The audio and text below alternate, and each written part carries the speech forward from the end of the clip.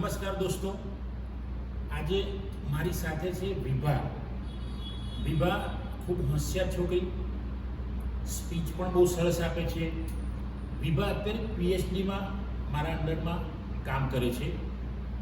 ખૂબ મહેનતુ, ખૂબ ઇન્ટિરિયર વિસ્તારમાંથી આવ્યા પછી પણ મિત્રો એ સરસ નેટ પાસ કરી છે. એમને BLISCમાં ફર્સ્ટ ક્લાસ સાથે ફર્સ્ટ નંબર યુનિવર્સિટીમાં છે. MLISCમાં પણ એમનો ફર્સ્ટ નંબર છે. તો આ દીકરીની જોડે મને મજા આવશે કે ભાઈ ચલો, અને તમારા જેવા નવા વિદ્યાર્થીઓ, યુવાનો, દીકરીઓ, દીકરાઓને બધાને સરસ પ્રેરણા મળશે એવું મને ખાતરી છે. તો વિભા, તમે લાઇબ્રેરી સાયન્સ કેમ પસંદ કર્યું બેન? સર, મેં મારી કોલેજની ડિગ્રી મેં BAમાં કરેલી, BA ઇંગ્લિશ. અને પછી મને બહુ મોડી ખબર પડી ગઈ કે લાઇબ્રેરી સાયન્સ જેવો કોર્સ થાય છે.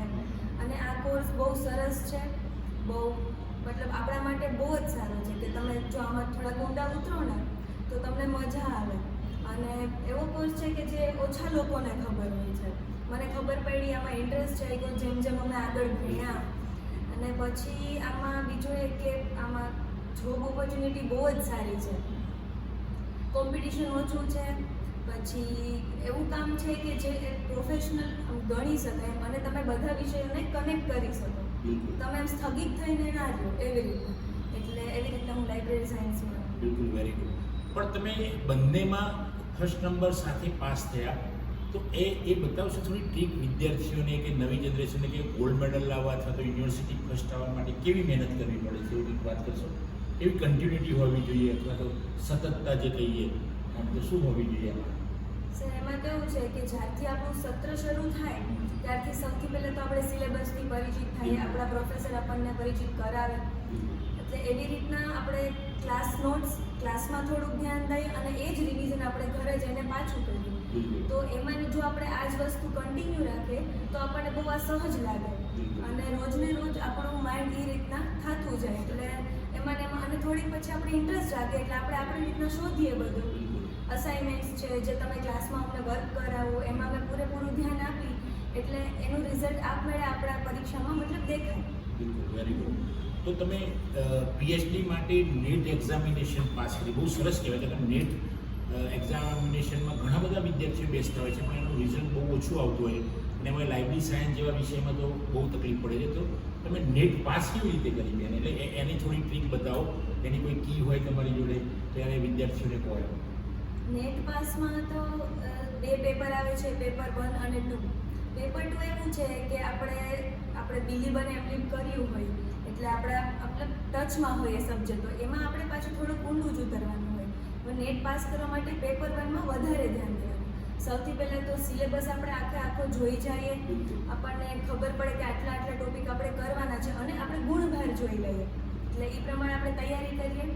અને સૌથી મેઇન છે કે જે જૂના પેપર્સ છે એ પહેલાં જ હોવાના. અને એવી રીતના બસ એક જે આપણું સિલેબસમાં જેમ ટોપિક વાઇઝ જે છે એમ ટોપિક વાઇઝ આપણે સર્ચ કરીને કરતું જવાનું. ઘણી બધું મટીરિયલ્સ છે, તમારી બુક્સ છે, ઘણું બધું છે. એટલે મટીરિયલ ઘણું બધું અવેલેબલ છે. બસ આપણે આમ ગો થ્રુ થઈ જવાનું એટલે આરામથી થઈ જાય. તમને આ ફિલ્ડમાં ગમ્યું ખરું? ફિલ્ડમાં આવ્યા પછી તમને એવું લાગ્યું કે મજા આવી, એવું લાગ્યું ને એમ ભણવાની ને બધી મજા આવી? હા સર. અત્યાર સુધી મેં આપણે ડિગ્રી મેં BAમાં કરી ઇંગ્લિશમાં. ત્યાં કેવું થયું કે હું 3 વર્ષ મેં કોલેજમાં કર્યા પણ આમ બધું રમતમાં અંદરથી એવું ઇન્ટરેસ્ટ ના જાગે કે હું કંઈ સામેથી કરું. ટીચર લેસન આપે ને આપણે કરી નાખીએ બસ જ, એટલે કામ પૂરું થઈ જાય. પણ લાઇબ્રેરી સાયન્સમાં આવીને તો થોડીક આમ ધગસ આવી ગઈ કે હજી થોડું કંઈક કરીએ તો આપણે આગળ વધી શકીએ. એટલે એ આમાં વસ્તુ છે કે આ વિષય આપણને પકડી રાખે. મિત્રો, આ દીકરીની ઉંમર તો ખૂબ નાની છે. હજી તો એને તમે વિચારો કે માસ્ટર કરતી હોય અથવા તો ગ્રેજ્યુએશન કરતી હોય એવું લાગે તો વાસ્તવમાં PhD કરે છે. અને આટલી નાની ઉંમરે મારી લાઈફમાં જેટલા વિદ્યાર્થીઓને મેં PhD કરાવ્યું છે એમાં સૌથી નાની દીકરી અમારા અંડરમાં PhD કરી રહી છે, વિભા. એટલે મને તો ખૂબ ખુશી થઈ, કારણ કે આટલી નાની દીકરીઓ કંઈ કમ નથી. નેટ પાસ કરવામાં પણ દીકરી મેં કિસી સે કમ નહીં હું એવું આપણે કહીએ તો કંઈ ઓછું નથી. બેન, તમને નોકરી કઈ લેવાનો શોખ છે? આમાં આવ્યા પછી શું બનવાની ઈચ્છા છે તમને? સર, મારે પ્રોફેસર બનવું છે આ જ ફિલ્ડમાં. આ જ ફિલ્મમાં. જો મિત્રો, હું તમને આજે આ દીકરીના કહેવાથી એ મારી જોડે ટચમાં આવ્યા પછી મને ખબર પડી કે આ 100% પ્રોફેસર બનશે. કારણ કે એ જે કહે છે કરે છે અત્યાર સુધીમાં મારા જોડેનો જે પરિચય એનો થયો તો એ પ્રોફેસર બનશે ને પ્રોફેસર બનવું જ જોઈએ. દીકરીઓએ પ્રોફેસર બનવું જ જોઈએ. કારણ કે જે દીકરીઓ બધું જ કરી શકે છે, નેટ પાસ કરવામાં પણ એને કરી છે. એટલે હું પણ ભગવાનને એના વતી પ્રાર્થના કરું કે ભાઈ આ દીકરી પ્રોફેસર બનશે લાઇબ્રેરી એન્ડ ઇન્ફોર્મેશન સાયન્સમાં.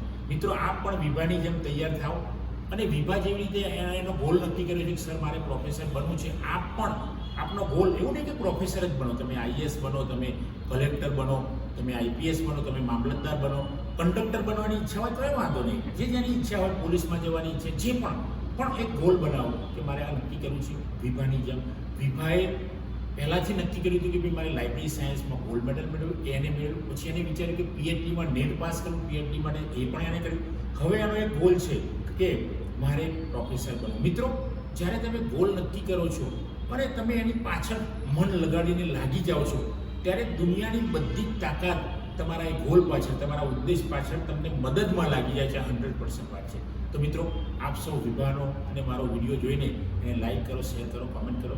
ચેનલ સબસ્ક્રાઈબ ના કરી હોય તો સબસ્ક્રાઈબ કરો. જય હિન્દ દોસ્તો, જય ભારત.